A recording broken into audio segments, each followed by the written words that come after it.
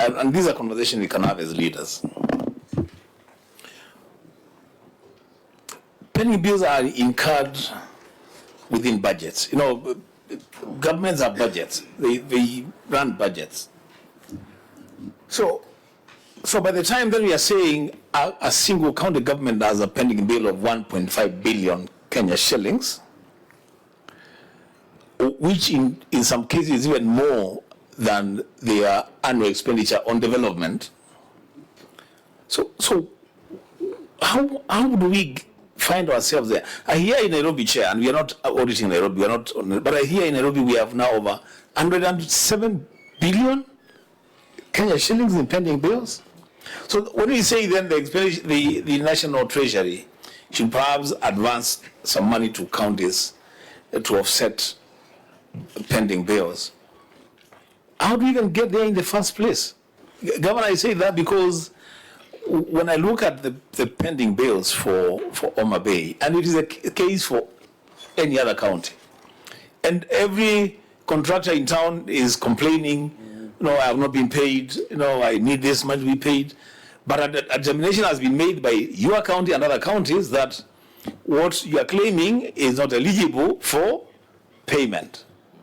How do we get out of this problem that we have found ourselves in? It's a big conversation, I agree with you. Governor, do you want to respond? But that was for emphasis. So the facts are as follows, that you had 1.19 billion as pending bills. You have paid 620 million. 620 million. Auditor General, that's verifiable, that they have settled 620 million out of the 1.19 billion. Yes, Chair, that's verifiable.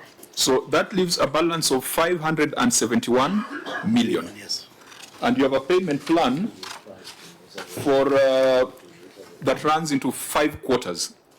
Why 5 quarters and not 4 quarters?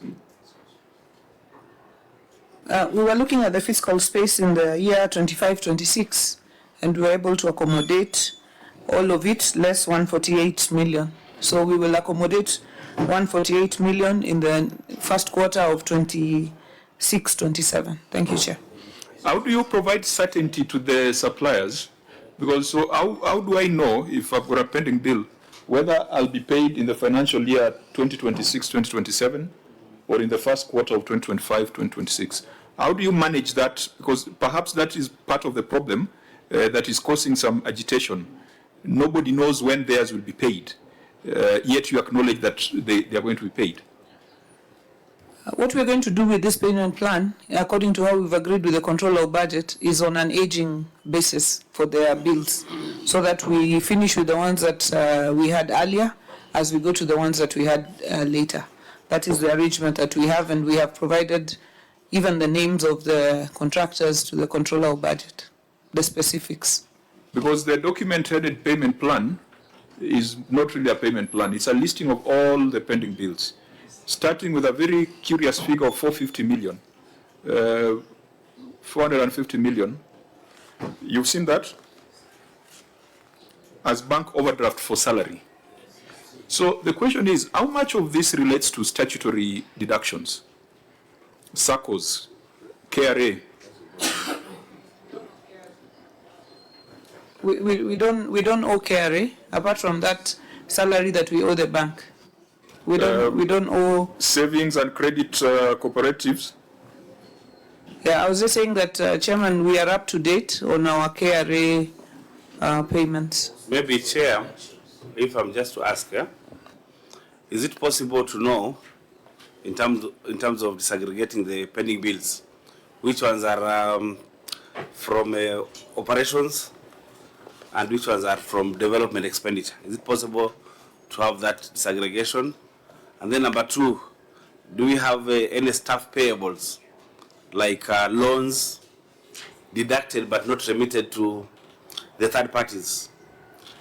Number 3, Governor, there are ineligible pending bills, quite some substantial amount. 1 billion. 1 billion. I'm not very sure if people can claim 1 billion with no work or services rendered at all.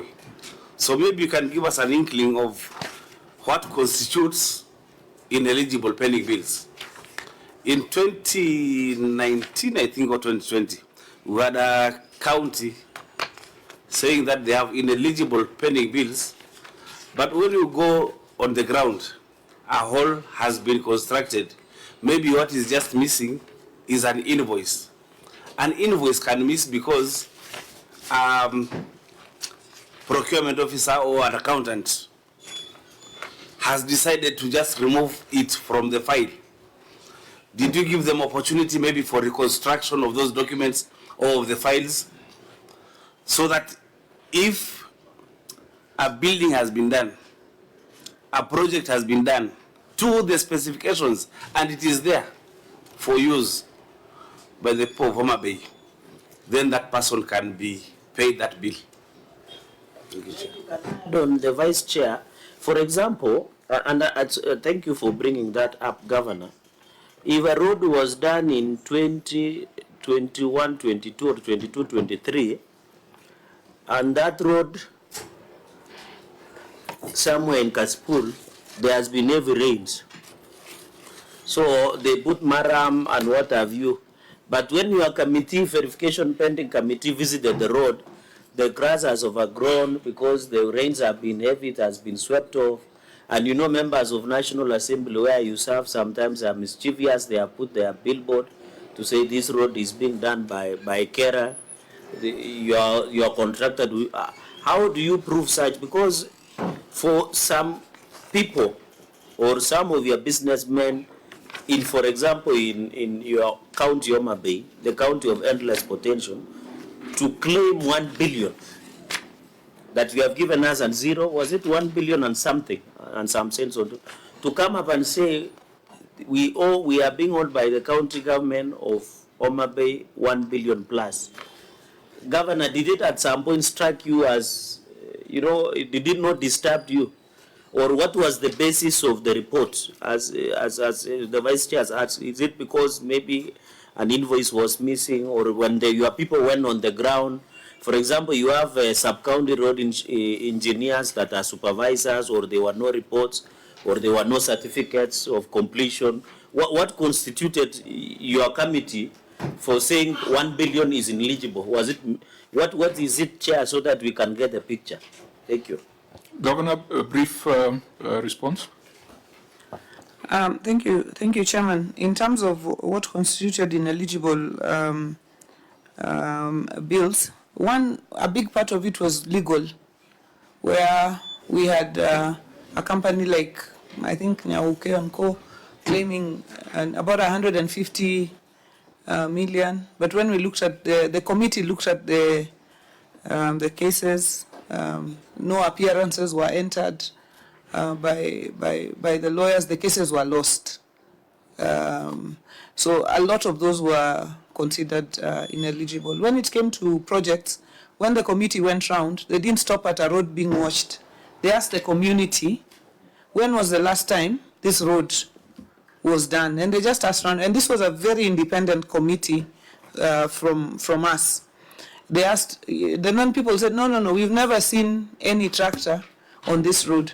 And you found contractors providing 2, 3, 4 contractors providing the same picture of a excavator at site. It is provided for this road, it is provided for that road, it is provided for the next road. So when the committee was looking through, they showed us, when they were presenting this report, some of this evidence that was provided by contractors. They were just the same evidence being provided for 3, 4, 5 roads, showing that there was already a problem with some of those. So they were very thorough. And when they called out on the newspaper, people came and brought all my. So when you asked for any evidence, some did not have any evidence of having done any work. And also when you went to the ground, there was no work. There was a case where a contractor even took the committee to a GAF, a toilet I had built using GAF during that time, and they said this is the toilet that I built. But they could, when they asked, they could see clearly that it wasn't a county government project then. So, Chairman, those were the committees. And then the contractors were provided with an opportunity then to appeal, you know, to come back and say, I really did this project because of A, B, C, D. But now where there was completely no documentation, there was nothing else, no legs for the contracts to stand on for us to pay. Otherwise, we would still be back before you, Chairman, without legs to stand on for making payments because the auditor would still flag them out. I think the position of the Senate is that where counties have gone through a process, particularly where the internal audit is involved, and maybe with some oversight from the Office of the Auditor General, and established that certain claims are ineligible for various reasons. In fact, we had said, why can't those files be forwarded to DCI? Because isn't that an offense? It is. Isn't it? Why are we treating it as if it's business as usual? If someone is going to claim they built a toilet that the member of National Assembly built, isn't that criminal? So it should not just be talking about striking off 1,094,000. Perhaps the national conversation should be forward the files to DCI for criminal prosecution, for investigation and prosecution, because that is fraud of huge proportions. 1 billion in Homabay times 47 could be 47 billion, people trying to steal public resources that could have been used elsewhere. So this committee will concern itself with what has been verified. And what has been verified is a 1.19. What has been paid is 620 million. What is outstanding is 571 million. What we want to encourage is there is first in, first out. However, we must prioritize statutory deductions. There is no reason why an employee should be, yes, let's just start from even your staff. You are paid a salary, and then you have withheld the contribution to a SACCO or contribution to some insurance education plan for their child. I mean, that would be unjust. So, Auditor General, since you are doing the audit for 24-25 now, please break down or ask the entity to clearly demonstrate statutory deductions that those have been settled. I think what we are seeing in this schedule is 450 million for salary arrears, but there are also small amounts of housing levy fund, 6 million, NITA payment, 368,000, etc. Small amounts. That, I think we must agree with the control of budget, Gashanja, that a county that has got long-standing statutory deductions has no business requesting approval for financing for new programs when that has not been done. I think, Governor, that should be reasonable. That statutory deductions should not be sitting on this list of pending bills for periods exceeding 1 year, or even exceeding one disbursement frame, and the small claims. So, on this, we have seen the payment plan for the 571 million. Auditors confirmed the 620 million has been paid. I will also, if I get a petition, a proper petition from the contractors, I will look at it and see whether those are claims on the ineligible bills or the ones that have been verified. I think if someone is claiming something out of the 1 billion ineligible bills, it would be very difficult for the Senate to whitewash and tell the governor that the Senate thinks that this should be paid. That then will be a level of interference that the Senate is not supposed to engage in. But if the contractors from the county feel that they have a strong case that needs the ears of the Senate, we can create a forum. And Governor, if that was to happen, we will invite you so that we can hear both sides of the story.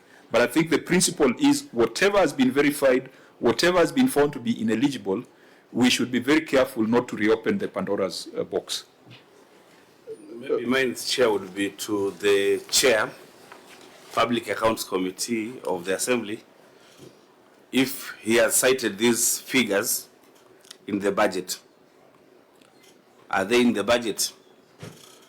because then they can be in the budget, but if you don't put adequate safeguards during supplementary budgets, we can have these figures washed to some other things. Number two, how easy is it for you to get information as a county assembly on how many contractors and which contractors have been paid? Because in other counties it has been very difficult for assemblies to get information from the executive. How easy is it? Maybe you can give us some information.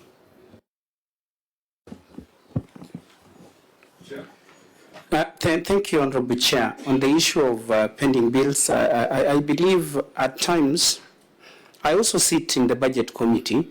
So to begin with, the first question you asked, Honorable Member, Vice Chair, on whether these particular figures are included either in the main budget or in the supplementary. I want to confirm that there are in two consecutive budgets, I've seen these figures included. And for the purposes of the supplementary budget, I can say that we are not yet there. And in the event that we are requested to approve those figures, then we will be doing that after having verified and being given, of course, document to prove that indeed they are pending bills. What I'm saying in a nutshell, Chair, is that now that you say the figures are in the budget, please put adequate safeguards so that in the supplementary budgets, the executive does not remove these figures so that this payment plan is honored for the benefit of the contractors. Thank you, we'll do that.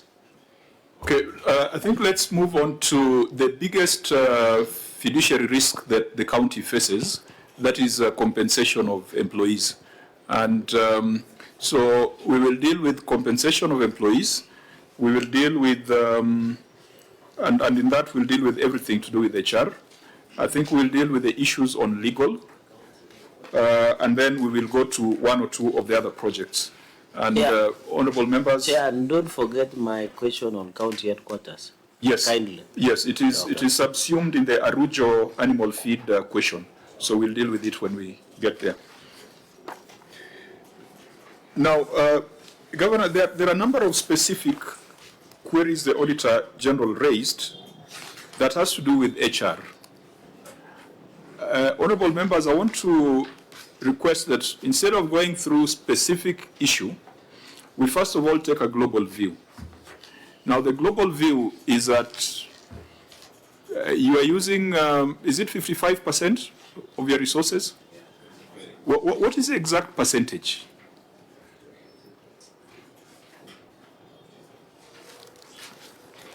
Because that's where the risk lies. If 55% of your money is going to employees, then even your payment plan for pending bills sounds like a political promise, unless you do something about those numbers. So